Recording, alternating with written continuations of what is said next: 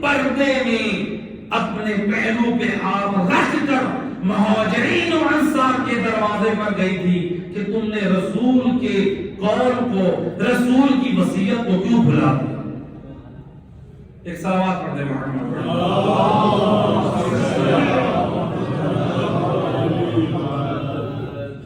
فاطمہ زہرا حالت مرض میں اس قدر فکر مند ہے. کیوں فکر مند ہے؟ معاشرے کی اصلاح ہو، امت کی اصلاح ہو. آج ہم ذرا دیکھیں اپنے ارد گرد، ہمارے اندر فکر زہرا ہے. آیت اللہ سستانی فرماتے ہیں امر بالمعروف اور نہی عن المنکر فقط فقہا اور علماء پر واجب نہیں ہے، بلکہ معاشرے کا ہر وہ فرد، چاہے وہ انجینئر ہو، چاہے وہ ڈاکٹر ہو، چاہے وہ میڈیکل میں ہو، چاہے وہ ایک ٹھیلے والا ہو، چاہے وہ ایک دکاندار ہو، جس کے پاس موقع ہو امر بالمعروف اور نہی عن المنکر کے فریضے کو ادا کرنے کا ہر شخص پر واجب ہے. اور فقط یہ مردوں پر واجب نہیں ہے، گھر کی خواتین پر بھی واجب ہے. بعض لوگ جو یہ کہہ کر یہ ٹال دیتے ہیں جناب والا یہ ہماری بات نہیں مانتے، ہم بہت سمجھا کے تھک گئے ہیں. آغا سستانی فرماتے نہیں، اگر آپ کو اطمینان ہے کہ کسی بات کا حکم آپ اگر اپنی اولاد کو یا معاشرے کے افراد کو مثال کے طور پہ آپ 30 مرتبہ آپ حکم دیں گے تو 31ویں مرتبہ وہ اس پہ عمل کریں گے. آقا فرماتے ہیں یہ واجب ہے 30 مرتبہ آپ ان کو نصیحت کریں. یعنی اگر آپ کے گھر میں کوئی بچہ یا بچی نماز نہیں پڑھتی، اسے بار بار کہیں. یہ نہیں ہے ہم نے 1 مرتبہ 2 مرتبہ 3 مرتبہ انہیں سمجھایا ہے عمل نہیں کر رہے. نہ میرے دوست، اس لیے فقہا فرماتے ہیں اگر آپ کی بات اثر نہیں ہے تو پھر کچھ ان سے اپنی خدمات روک کر امر بالمعروف اور نہی عن المنکر کریں. بس ہم سے ہاتھ تھوڑا سا کھینچ لیں. آپ نماز نہیں پڑھتے، آپ حجاب نہیں کرتی، آپ قرآن نہیں کرتے. جب آپ کو دین کا خیال نہیں ہے تو پھر میں آپ کا خیال کیوں کروں؟ اگر آپ کو اولاد سے محبت ہے تو پھر اولاد کے ایمان کی سلامتی کے لیے یہ کرنا ہوگا. ایک صلوات پڑھ دے محمد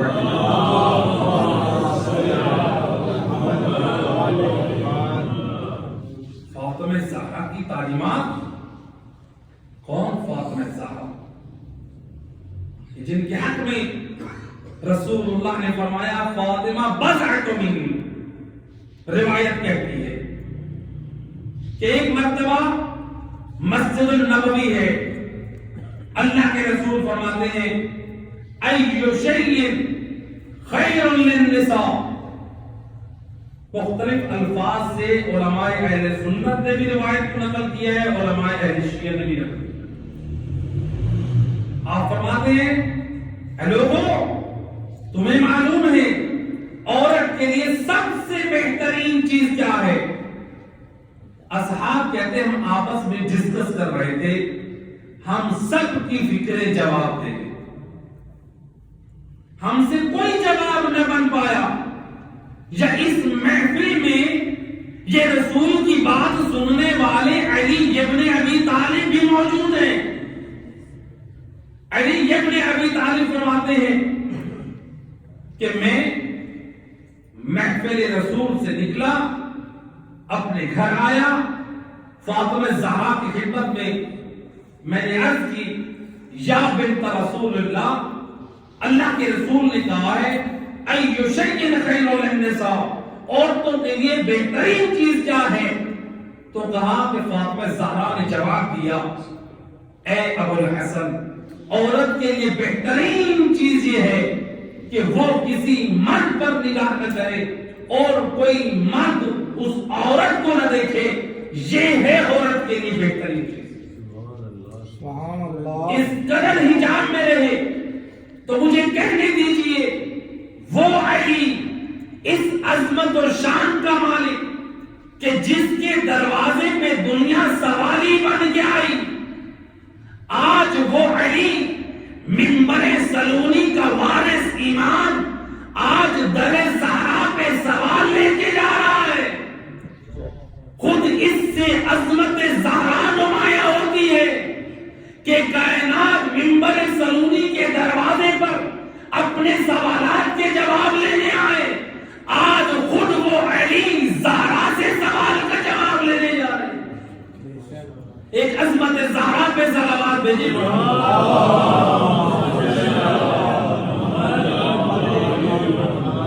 یہ عظمت زہرا نہیں ہے. منبر سلونی کا وارث امام فاطمہ زہرا سے اس سوال کا جواب لینے کے لیے گئے. جب زہرا مرضیہ نے جواب دیا تو ایک مرتبہ علی مولا مسجد النبوی میں آئے اور آ کر جواب دیا کہ یا رسول اللہ، عورت کے لیے سب سے بہترین چیز ہے کہ نہ وہ کسی نامحرم مرد کو دیکھے، نہ مرد اس عورت کو دیکھے. اللہ کے رسول فرماتے ہیں یا علی تم تو یہاں تھے، پھر اس محفل سے کہاں گئے؟ یہ جواب تم کہاں سے لے آئے؟ کہا یا رسول اللہ اخبرنی فاطمہ، مجھے فاطمہ زہرا نے خبر دی ہے. سبحان اللہ. یہ خزانہ رسالت سے میں یہ جواب لے کے آ رہا ہوں. جب سید الرسل نے یہ دیکھا کہ میرے اصحاب سے یا دروازہ علی سے بھی یہ جواب نہ ملا تو زہرا سے جو خزانہ رسالت سے ہے، تو اس وقت اصحاب کے مجمع میں لسان وجہ سے مصطفیٰ بولے الفاطمہ بضعۃ منی، فاطمہ میرا ٹکڑا ہے.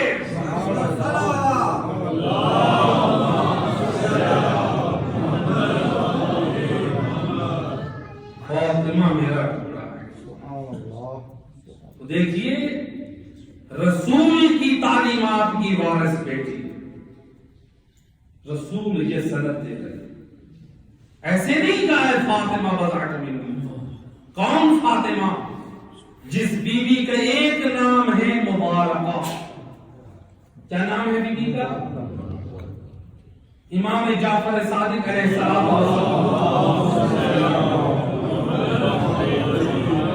امام فرماتے ہیں اللہ نے ہماری جدہ فاطمہ کے 9 نام بیان کیے ہیں، ان میں سے ایک ہے مبارکہ.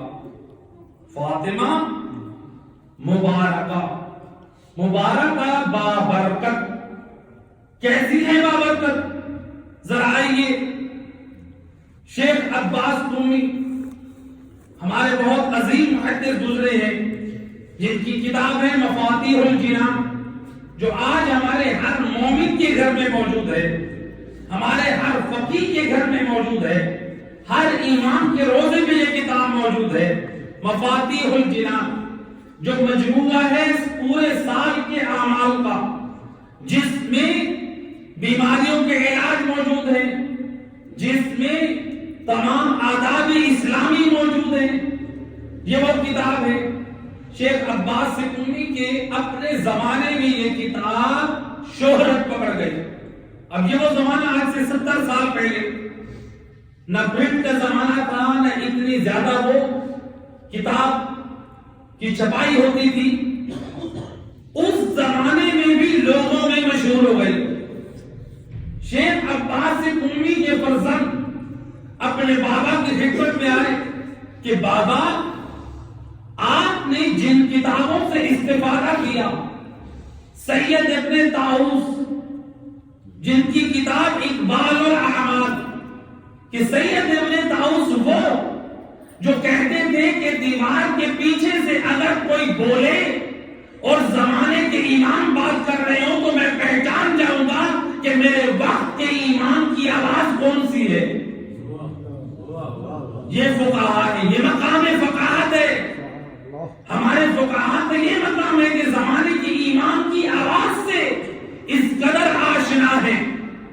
کہا کہ بابا ان کی کتاب اقبال الاعمال جس سے استفادہ کیا، اس کو اتنی شہرت نہ ملی. زاد المعاد علامہ مجلسی کہ وہ علامہ مجلسی کہ جن کے بارے میں غیروں نے یہ کہا کہ یہ شیعہ مذہب مجلسی ہے، یعنی اس قدر خدمت اور شیعہ انہوں نے کی، کتابیں لکھی جو غیروں نے شیعہ مذہب کو مذہب مجلسی کا نام دے دیا۔ کہ بابا زاد المعاد سے آپ نے استفادہ کیا، مصباح المتحجد اس کتاب سے آپ نے استفادہ کیا، جو عظیم عظیم بزرگ علماء کی کتابیں، وہ پرانی کتابیں، ان کو اتنی شہرت اور مقبولیت نہ ملی۔ اگر آپ کی اس کتاب کو مفاتیح الجنان کو یہ جو مقبولیت ملی ہے، اس کا ریزن کیا ہے میری سمجھ میں نہیں آ رہا۔ شیخ عباس قمی کہتے ہیں، بیٹا جب میں نے مفاتیح الجنان لکھی تو میں نے دو چیزوں کا خیال کیا۔ پہلی چیز یہ، اس وقت تک کسی عمل کو میں وجود میں نہیں آتا تھا جب تک اس عمل کو میں خود کرنا لیتا تھا، تو اللہ نے اس عمل میں بڑی تاثیر اور طاقت رکھی ہے، چاہے وہ اہل منبر ہو یا چاہے وہ گھر کے کوئی فرد بزرگ ہو یا وہ جوان ہو یا وہ بچے ہو، جب ہم خود عمل کریں گے تو دوسروں کو بتانے میں اس کی بڑی تاثیر رہتی ہے۔ شیخ عباس قمی کہتے ہیں، اے میرے فرزند، اس وقت تک میں عمل کو تحریر میں نہیں لایا جب تک میں خود عمل نہیں کرتا رہا، لیکن دوسرا ریزن یہ ہے، جب میں یہ پوری کتاب لکھ چکا، میں نے یہ کتاب اٹھا کر میں نے کہا پروردگار اس کتاب کو میں فاطمہ زہرا محمد مصطفیٰ کی بیٹی کی خدمت میں ہدیہ کرتا ہوں۔ کہا یہ مجھ عباس کا کمال نہیں ہے، یہ میں نے محمد کی بیٹی کی خدمت میں ہدیہ پیش کیا، اللہ نے اس بی بی کے صدقے اور طفیل میں اس کتاب کو برکت بخشی ہے۔ یہ میرا کمال نہیں ہے، یہ اس بی بی کے وجود کا فیض ہے، یہ میرا کمال نہیں ہے، یہ اس بی بی کے وجود کی برکت ہے۔ ایک صلوات پڑھ دیں محمد علیہ۔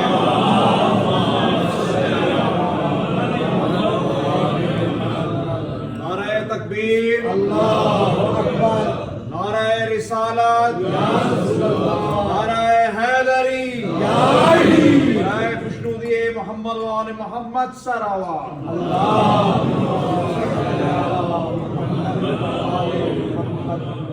مبارکہ یہ تھی شیخ عباس قمی کی کتاب۔ ایک اور کتاب الغدیر، آیت اللہ ابراہیم امینی نجف اشرف میں جن کا روضہ موجود ہے، بہت عظیم ہمارے ایک عالم گزرے ہیں۔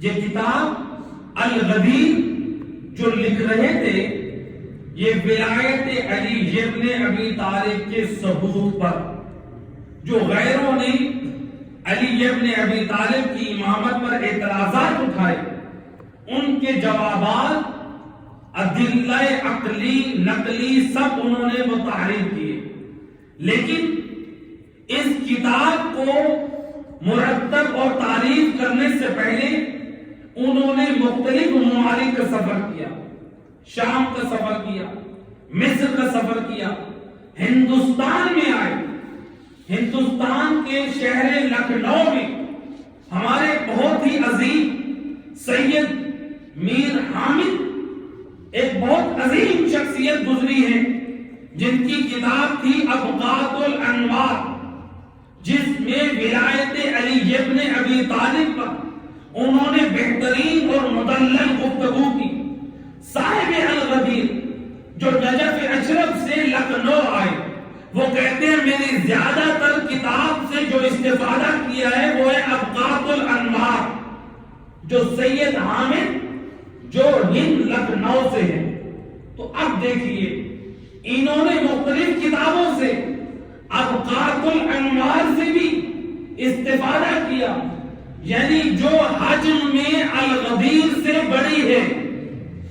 ان کو بھی کسی نے کہا کہ آپ کی الغدیر جس کا آپ نے استفادہ کیا ہے ابقات الانوار یا دیگر کتابوں سے، ان کو اتنی مقبولیت نہیں ملی جو جو مقبولیت آپ کی کتاب الغدیر کو ہے، اور آج بھی آپ نجف اشرف ہو یا قم المقدس کا ہوتا ہو یا پاکستان اور انڈیا کی لائبریریز میں جا کر دیکھیں، آپ کو ابقات الانوار اگر ملے گی بہت شاذ ملے گی، یعنی اس کی جب ہم نجف میں تھے تو اس کی طباعت موجود نہیں تھی، تو جو اگر آپ لائبریریوں میں دیکھیں تو الغدیر کی جو کتابیں ہیں وہ ہر لائبریری میں آپ کو ملے گی، یعنی اتنی شہرت حاصل کی ہے الغدیر نے، حالانکہ اس سے بڑی کتاب ہے ابقات الانوار۔ کہا یہ الغدیر کو مقام اور مقبولیت کیسے ملی؟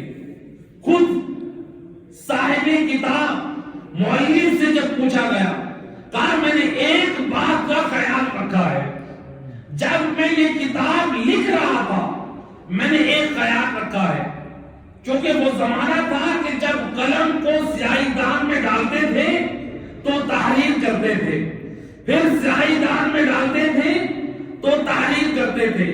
کہتے جب میں کتاب لکھ رہا تھا تو پاک ہستیوں کے نام لکھتا تو اس قلم سے لکھ لیتا، لیکن جب میں دشمن زہرا کا نام تحریر کرنا ہوتا، جب قلم سے لکھتا تو ایک مرتبہ لکھنے کے بعد اس قلم کو دھو لیتا تاکہ لکھا ہوا نام اس سیاہی دان میں نہ جائے جس سے میں نے بطول کے شورا کی علی کی وکالت کرنی ہے۔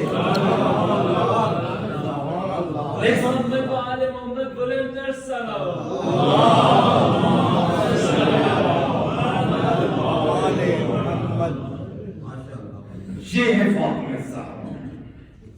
کس قدر ہمارے علماء، کس قدر ہمارے فقہاء برکت حاصل کرتے ہیں، برکات حاصل کیجئے فاطمہ الزہرا کے وجود سے۔ فقط ان کے اسماء میں برکت نہیں ہے، ان کے کردار میں بھی عظمت ہے، ان کے کردار میں بھی انسان کو کامیابی حاصل ہوتی ہے۔ امام فرماتے ہیں، امام علی ابن ابی طالب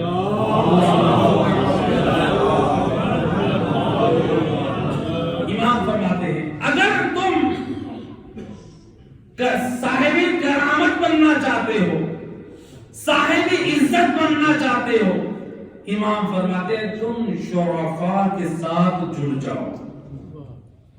معاشرے میں جو شرفاء ہیں، نمازی ہیں، دیندار ہیں، شریعت کے پابند ہیں، روزے دار ہیں، جن کے چہروں پہ داڑھی ہے، خمس و زکات کے پابند ہو، امام فرماتے کیا ہے؟ ان کے ساتھ جڑ جاؤ۔ اگر عزت چاہتے ہو، کرامت چاہتے ہو، وقار چاہتے ہو، اللہ اکبر، یہ عام نمازیوں کے ساتھ جڑ جانے میں یہ کرامت ہے، یہ شرف ہے۔ اگر ہم فاطمہ زہرا کے کردار سے جڑ جائیں، اگر سیرت محمد صلوات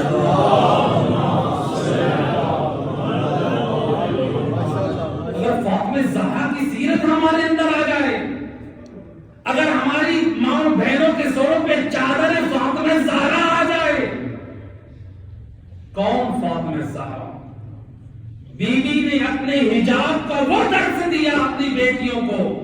علماء اہل سنت کا ایک مورخ نقل کرتا ہے، مجھے اپنی کتابوں میں روایت نہیں ملی ہے، علماء اہل سنت کے مورخین نے بڑی ذمہ داری سے نقل کر رہا ہوں، فرماتے ہیں کہ بنت علی جناب زینب عالیہ فرماتی ہیں جو خاتون سر پہ ردا نہ پہنے اور میرے حجاب کو روئے وہ مجھے شمر اور خوری سے زیادہ تکلیف دیتی ہے۔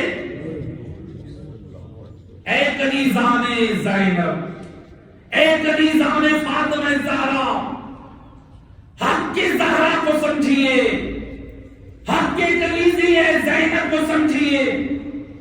فاطمہ کی کنیز کیسے بن گئی ہیں؟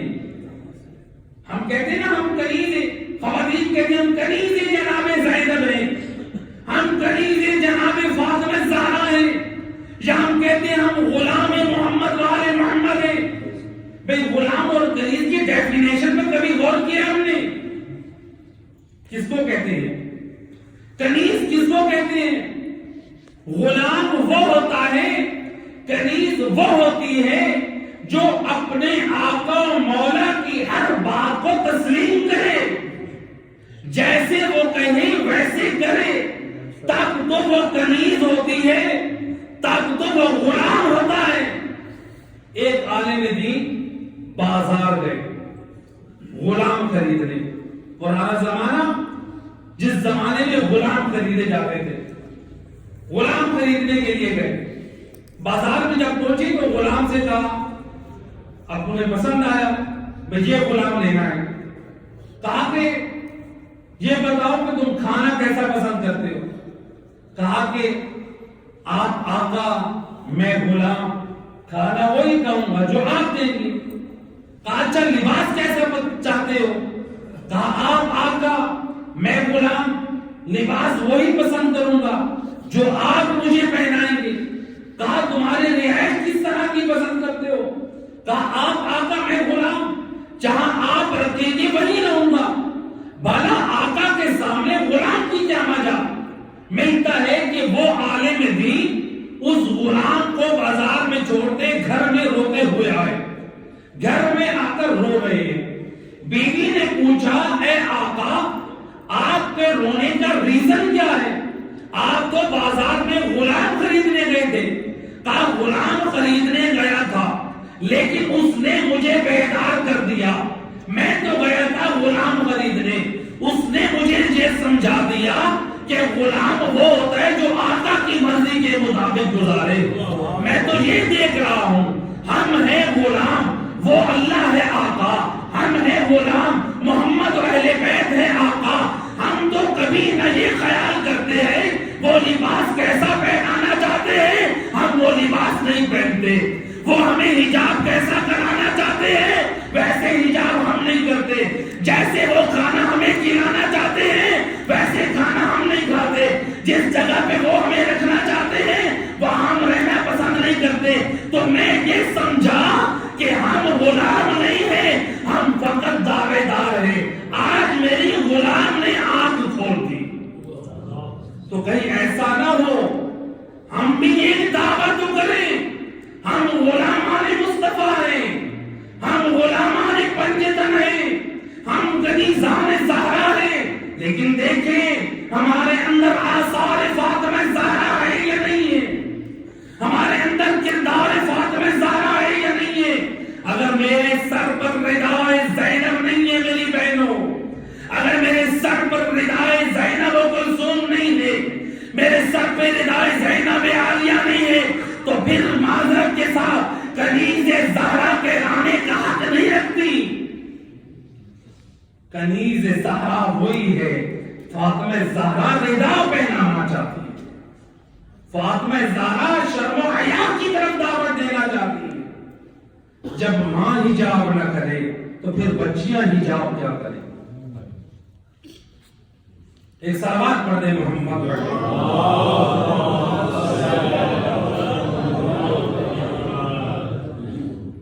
وہ فاطمہ جس کے بارے میں شان رسول نے فرمایا فاطمہ بزعت، دنیا سمجھتی تو سمجھتی کہ کس شان اور عظمت کی مالک ہے بیوی، اجرکم علی اللہ،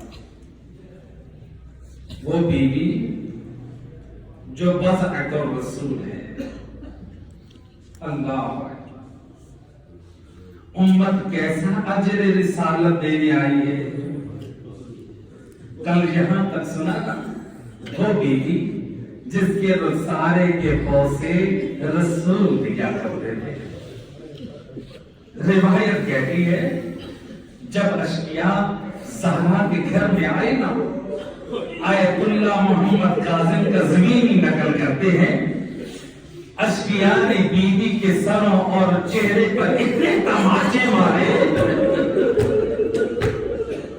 اجرکم علی اللہ، اتنے تماچے مارے کہ بیوی کی بالیاں ٹوٹ کر زمین میں جا گریں۔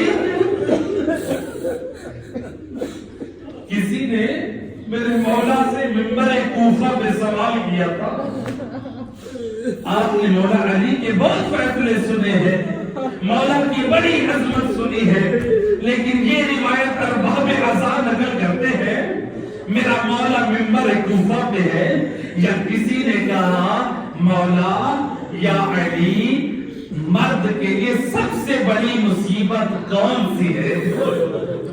ایک سائل نے سوال کیا، منبر سلونی کا وارث امام سوالوں کا جواب دینے والا، تاریخ کہتی ہے اس مرتبہ علی نے جواب نہ دیا، علی نے ایک مرتبہ گریا شروع کر دیا، آنکھوں میں آنسو ہے، علی کی آنکھوں میں اشک آ گئے، اے علی، اے منبر سلونی کے وارث امام، آپ تو کبھی نہ رکے سوال کا جواب دینے میں، آج کیا ہو گیا؟ امت سوال کر رہی ہے، آقا مرد کے لیے سب سے بڑی مصیبت کب ہوتی ہے؟ مولا جواب نہیں دے رہے، آپ تو گریہ کر رہے ہیں، روتے روتے علی کے جسم میں کبکبی آ گئی، روتی آنکھوں سے منبر سلونی کا وارث امام فرماتا ہے مرد کے لیے سب سے بڑی مصیبت اس وقت ہے جب اس کی زوجہ کو اس کے سامنے تماچے مارے جائے۔ اجرکم اللہ، ہائے یہ مرد کے لیے بڑی مصیبت ہے، ہائے کجا مرد، ہائے کہا فاطمہ زہرا جیسی زوجہ علی کا شوہر علی، ہائے کتنا صبر کا پہاڑ علی، اللہ جانے کیسے برداشت کیا۔ عزازار علامہ مجرسی نے نقل کیا، روایت کہتی ہے یہ ایک دن اے رسول کی بیٹی اپنا سر دیوار کے ساتھ لگائے بیٹھی ہے، اما فضہ کہتی ہے میں نے دیکھا زہرا مرضیہ کے سر سے ردا ہٹی، 18 سال سن ہے، پہلو شکستہ ہے۔ بی بی کہتی ہے جب میں نے بنت محمد کے سر کے بال پہلی مرتبہ دیکھے، اے سر کی سیاہی سفیدی میں بدل چکی۔ اجرکم اللہ زادانو، روایت کہتی ہے شیخ عباس سے کمی نقل کرتے ہیں اے بی بی پہ یہ حالات اتنے سخت گزر رہے ہیں، وہ شیعہ علیہا ساہا بہت ساہا، اے بنت محمد پر اتنے مظالم اٹھائے گئے، بی بی ہر گھنٹے بعد نش کر جاتی، اے حسن حسین شہزادے بھی تھے، اے زینب و کلثوم یہ منظر دیکھ رہی تھی۔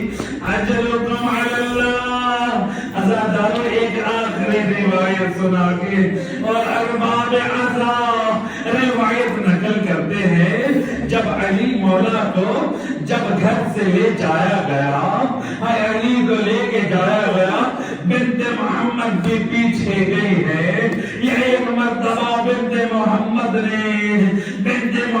جب پیچھے گئی، روایت کہتی ہے اے زہرا مرضیہ کا پہلو شکستہ ہے، اے حسن حسین ساتھ ہے، سر پہ ردا ہے، محافظہ امامت بی بی، اے گھر سے چلی ہے علی کی حفاظت کے لیے، اے پہنچی اس مجمع میں، علی کے کمر بند میں ہاتھ ڈالا، ایک مرتبہ بی بی نے آواز دی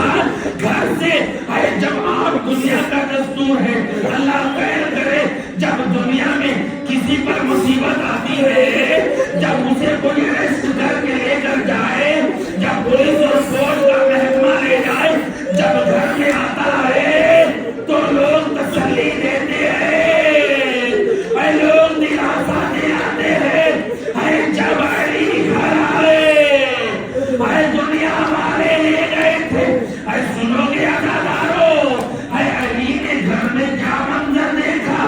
روایت کہتی ہے جب علی گھر میں بیٹھے جناب فضہ ایک دشت لے کر آئی، ایک دشت لے کر آئی، جب دشت سے پردہ ہٹایا، اے ششمائے موسیقی جانا چاہ علی کی سیخیں بلند ہو گئی۔